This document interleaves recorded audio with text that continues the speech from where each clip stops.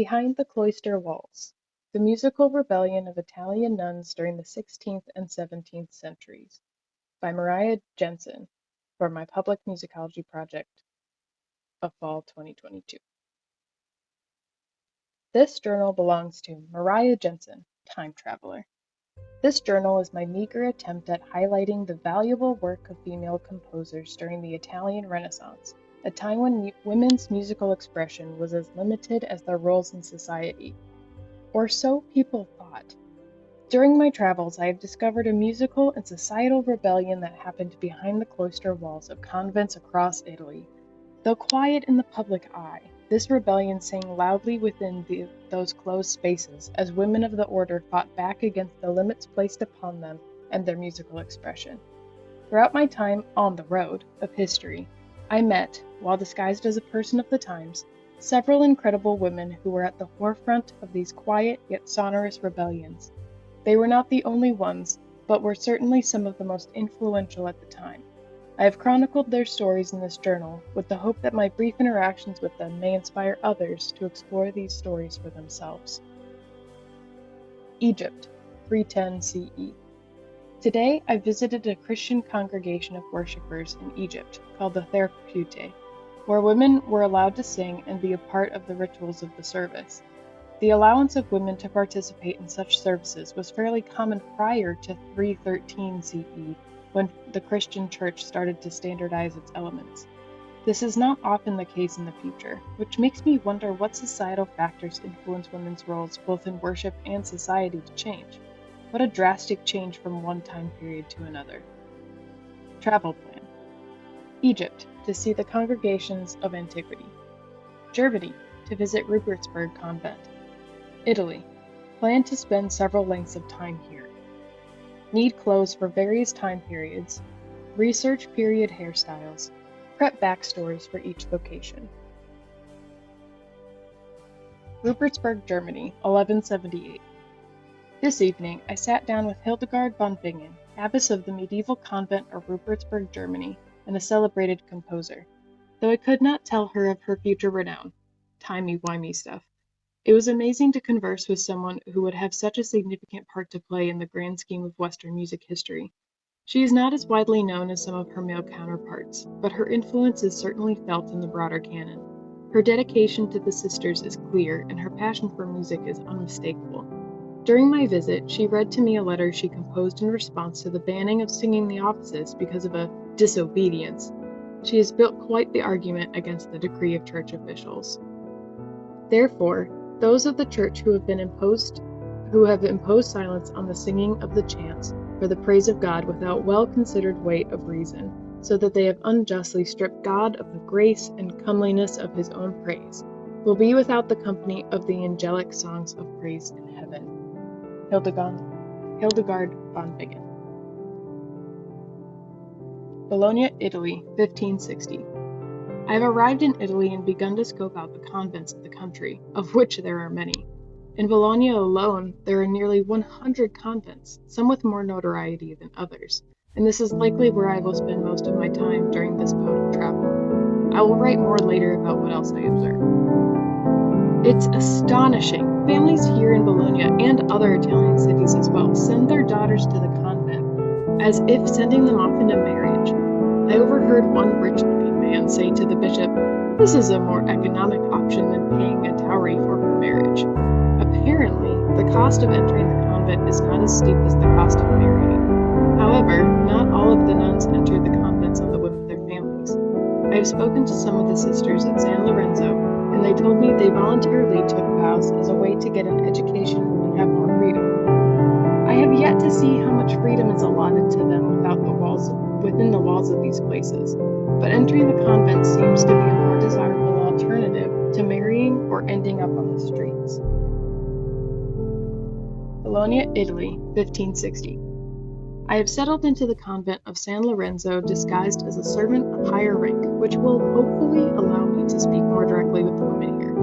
A woman must go through a long process before taking her vows, so if I had just shown up in a habit, they may have been too suspicious of never seeing me before. During my time here, I have mastered a routine that allows me to eavesdrop on many people in authority, including the matron, or abbess, of the convent, and the bishop who periodically stays near the convent to keep an eye on things.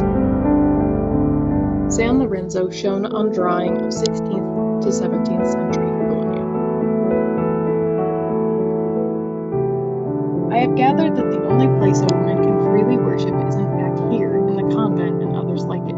In the Catholic Church, only the men can participate, and even then it is often limited to the people in the choirs, rather than the congregation. In the convent, singing the Holy Office is considered opus Dei, or the work of God. Apparently, the higher voices of the women reach higher to God. Plus, they don't have to castrate young boys to keep their voices higher if the women sing those parts. A win-win for all, I think. There's a general feeling of security here in the convent. I've heard men and women alike talk of the honor and nobility of singing the offices. Outside these walls, a woman's singing is considered impure and suggestive, but within the cloister walls, it is the holiest of work. In fact, the nuns' singing is one of the most heard musical ensembles in the broader Italian society. Though the choirs are secluded to their own private chapels, their voices often carry through the walls and gated windows to the public cathedral on the other side of a shared wall between the nuns' chapel and the parish church. Often, it appears that the choirs of nuns are more broadly heard than the choirs employed by the church itself. The nuns are not to be seen publicly, but think of the revenue they could generate if they were to be employed or put on concerts. I know there are some places that do have public concerts of the nuns' music, but it's not often. The convents already struggle to support themselves off the sisters' dowries and the donations of others. Concerts could help raise awareness of their work in music and bring in more support. Perhaps if more people hear them through the walls, it will prompt a change. What is a cloister? A covered walk in a convent, monastery, college, or cathedral, typically with a wall on one side and a colonnade open to a quadrangle on the other. Oxford Dictionary. This part, basically the only outdoor access for women in the convent. Bologna, Italy, 1563. It has prompted a change, but certainly not the right kind. The Council of Trent has just issued a decree, quite a rushed-looking job if you ask me, limiting the musical expression of all convents and secluding women inside the cloister walls. Apparently, too many lay people were crowding the convents to hear the women sing, and why not? They sound amazing. And it was, quote, contaminating the purity of the nuns. According to church officials, the women's purity comes from their virginity and their dedication to their vows. So how the public coming to listen to them will contaminate them is beyond me. According to Trent, the singing is distracting the nuns from their prayers. Go figure. Weren't they just saying that the most holy work is to worship God? Now they're saying it's distracting from the true work. I am certainly confused. I plan to sit in on the reading of the decree. I saw the scroll earlier. It's very thick. Bologna, Italy, 1563. I am utterly flabbergasted, and I can't imagine the feelings of the sisters. The Council of Trent has not only banned the public from coming to listen to them sing, but has also banned all kinds of polyphony in some places, limited its use in others, and banned the public playing of instruments. I overheard one of the matrons say this morning that she aims to ask permission to have access to the organ at least, and I hope her request is granted. Polyphony has been such a large part of the convent practice, so I'm very surprised that it's been banned. Polyphonic practices came largely from Milan, where the use of polyphony was associated with the purity of virginity, likened to the Virgin Mary, Mother of Jesus. Polyphony was considered essential to the religious and political rituals in the city of Milan, and this belief spread to other Italian convents. What a strange dichotomy, upholding the transcendence of the female choir sound while also limiting the details of performance by limiting the use of a most central practice.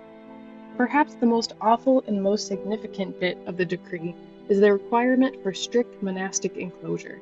Basically, no one is allowed in or out of the cloister walls. The council appears to believe that if the women are sequestered inside their convents, they will no longer be distracted by the outside world. In most places, this means that music is not completely banned, but it can only be used for sacred, worshipful use within the sisterhood. No more public hearings of these women's works of art. Bologna, Italy, 1584.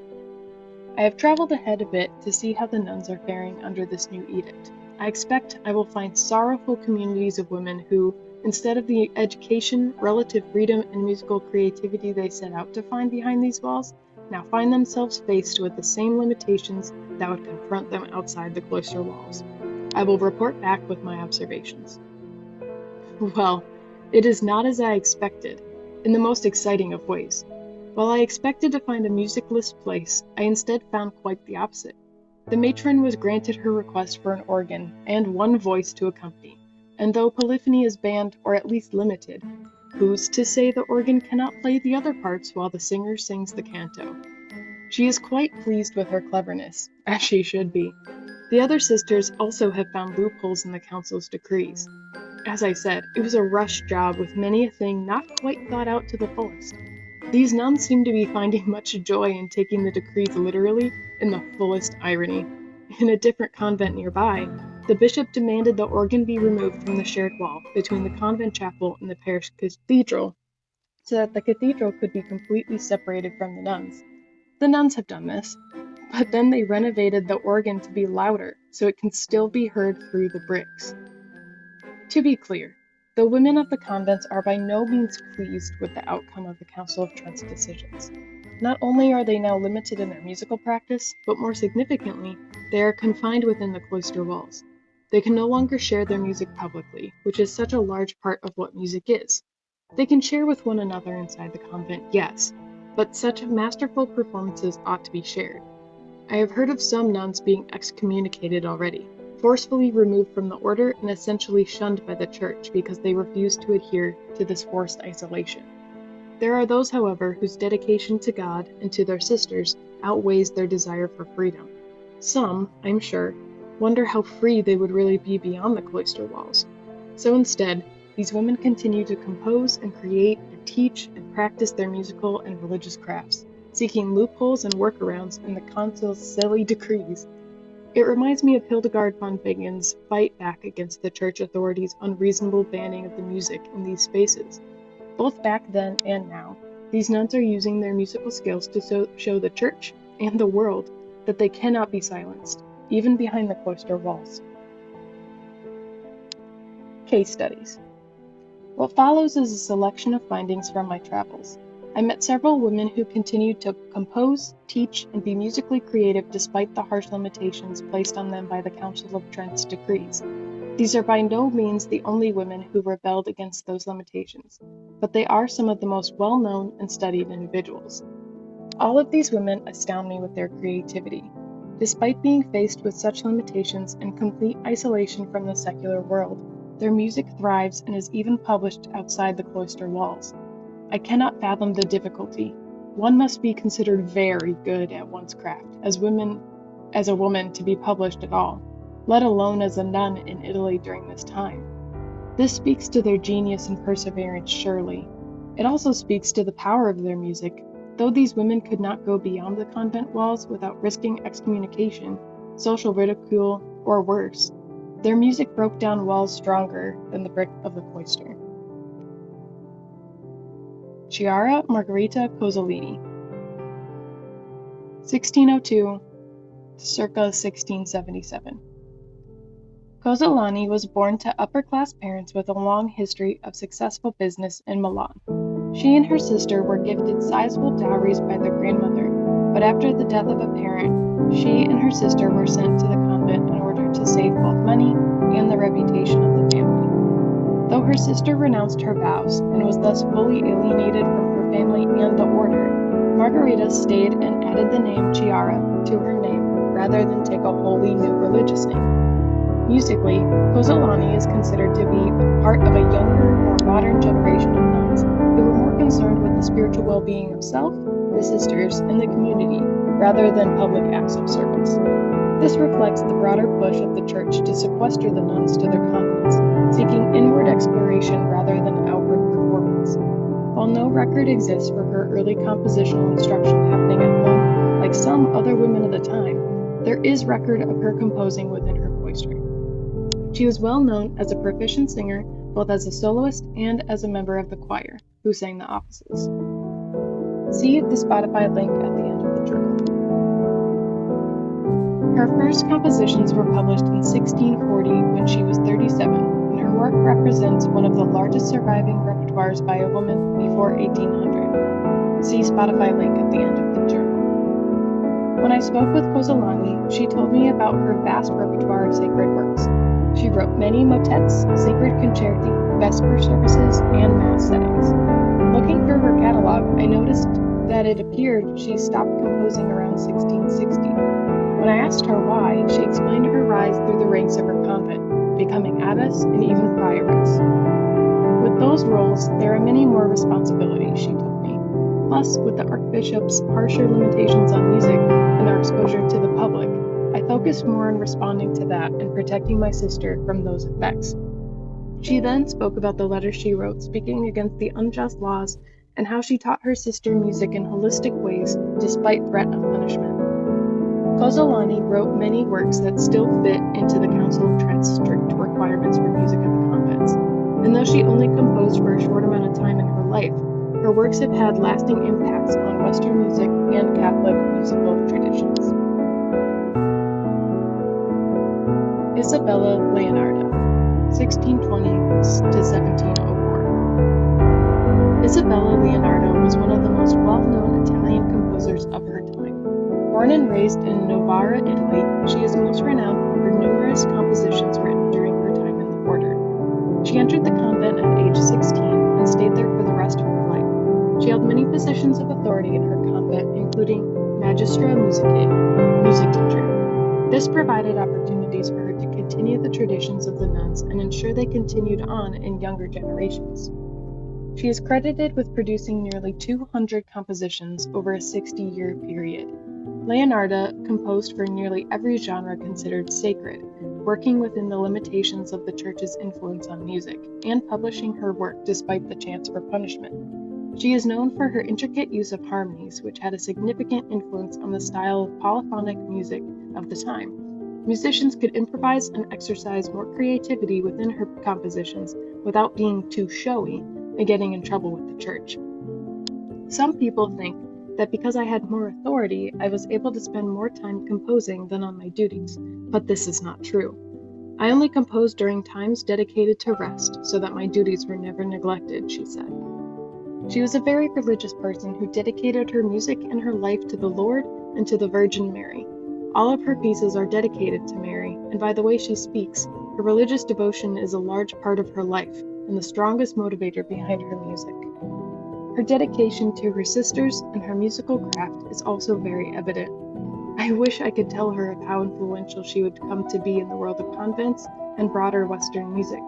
She is considered the first woman to compose an instrumental work and is credited with writing the first sonatas for violin and basso continuo. With such a large influence on music, it is a wonder to me that she isn't more widely known in the broader musical world. It goes to show how important it is to explore and share music from this era by women composers in order to highlight their influence, something that has been long overdue. Lucrezia Orsina Visana, 1590 to 1662. Though Bologna was at the forefront of the musical rebellion of the nuns during this time period, we know of very few nuns that actually published their music on their own. Lucrezia Orsina Visana was one of the few nuns, perhaps the only one that we're aware of from Bologna, who did get published while in the convent during this tumultuous time for monastic life. Lucrezia and her sister Isabetta entered the Bolognian convent most renowned for its music at a very young age after their mother passed away. In the convent, they received an education and learned musical performance. While there are records for both as practicing musicians, only Lucrezia became known as a composer. Visana's convent, Santa Cristiana, was renowned for the quantity and quality of music that came from its sisters. Even after the Council of Trent's decree, this convent continued to produce music by finding loopholes in the rules, going over local authorities' heads to bring grievances to higher-ups, and utilizing the musical expertise of the older sisters to continue teaching the younger women. Much of this was due in part to Visana's efforts to continue the musical traditions of her convent, despite the Church's oppression of convents throughout the country. While she still composed within the confines of the church's decrees, Fasana's pieces are unique due to the experimental techniques she used, such as sudden modulations, numerous uses of accidentals within a piece, something that was usually avoided, and breaking rules of counterpoint. However, just as she published her Componimenti Musicali, a collection of compositions, the church began cracking down on the convent's musical practices with fresh intensity. Santa Cristina specifically was under fire for Fasana and her sister's continued defiance, even against the Pope as they continued to find ways to work around the bans on specific musical practices. Only under threat of excommunication, complete separation from the Catholic Church and thus from God, did the convent relinquish the fight, its reputation now tarnished. I was unable to speak to Fasana directly. The intensity of the rebellion of Santa Cristina, her part in it, and the absurdity of the church's opposition to them in particular drove her to madness. She still worked in positions of authority within her convent, but she stopped composing long before the church silenced their branch of the rebellion. Other Italian female musicians of note: Caterina Assandra, composer; Raffaella Eliotti, composer; Vittoria Eliotti, composer; Claudia Sessa, composer; Emilia Grassi, organist; Adeodata Leoni, singer, and so many more. 1640. An incredible thing has happened today. Though I was not there to witness it myself, I spoke to one Gasparo Bambacci who was there. This is the story he recounted. Finally, the episcopal auditor arrived with his many yeomen to put them to the test. The nuns immediately and with one accord climbed up high, and throwing down tiles and stones, forced his retreat out of range with his squadron. Then, as the bell sounded the alarm and crowds flocked there, Donna Isabetta Fasana, crucifix in hand and with her head veiled, made the convent's case so passionately that she moved her audience to pity and indignation. Not a few were weeping, and many called out rebelliously, "Long live the nuns of Santa Cristina," threatening insurrection. Meanwhile, children were gathering up lots of stones and tossing them into the convent through the small gateway to ensure the nuns would not run low on ammunition. And surely the uproar would have ended in a bloodletting if the Curia and their supporters had not been beaten a hasty retreat. Such a scene is not as uncommon as I once thought. When the music seemed not enough to carry these women's paws, they hoped their rocks and bricks would. If their music could not get outside the walls, then maybe their ammunition could. This was not the case everywhere, as I saw in my travels, but this scene could have been repeated elsewhere with enough prodding and teetering on the edge. I'm left wondering how many times such a scene occurred undocumented before the church's threats became too powerful. The nuns of Santa Cristina were not the only ones to eventually succumb to the church's orders due to threat of excommunication. More and more, stories of the nuns' rebellion faded into the yellow pages of history. I do not think the nuns backed down from their fight due to weakness. Rather, I think it speaks to their dedication to their orders, to the God they served, and to each other. While music was a tool for their rebellion, it seems it was not worth more to them than the community they built within the cloister or their communion with God. Music never ceased being a part of convent life, though it did eventually become severely limited across the region for quite some time. Music from behind the cloister walls of Renaissance Italy had a lasting impact on later Western music, whether we realize it, or historians document it, or not, from polyphony to larger sacred works and more modern techniques. Because the cloister walls represented a patriarchal prison for these women, they still found ways to practice their musical craft, serve God and others, and build meaningful communities with one another, with music at the center of all they did. Their stories inspire me.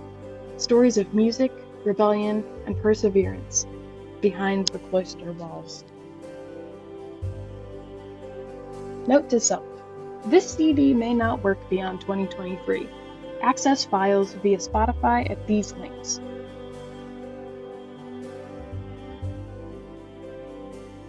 For more on Italian female musicians of the Renaissance, both within and without the convent, check out these resources: A Modern Reveal, Italian Songs and Arias; Musica Secreta; Female Catholic composers, Krista Rupert. And check out the resources cited below for further reading as well. Notes.